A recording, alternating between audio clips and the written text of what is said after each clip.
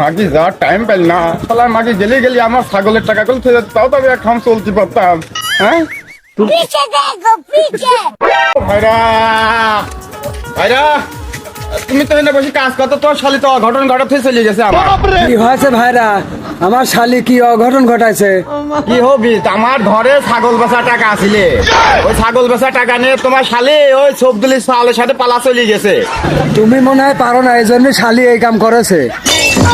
আমার মতো যুবক যারা আমার দুঃখ বুঝবেন তারা।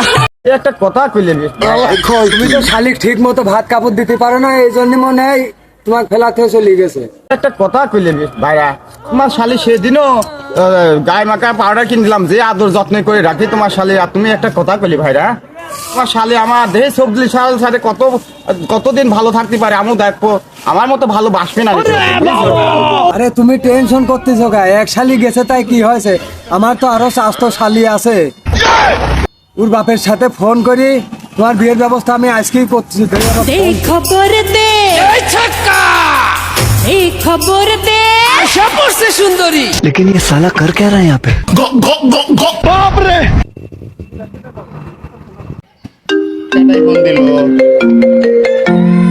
আসসালামু আলাইকুম তাও সাহেব। ভুলে গেল নাকি? ওয়ালাইকুম সালাম। শ্বশুর আব্বা ভালো আছেন?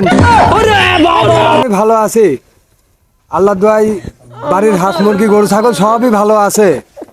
ওই আপনার মেয়ে কোহিনুর আছে না, একটা ভালো ছেলের সঙ্গে বিয়ের ব্যাপারে কথা বলতে চাচ্ছিলাম আপনার সাথে।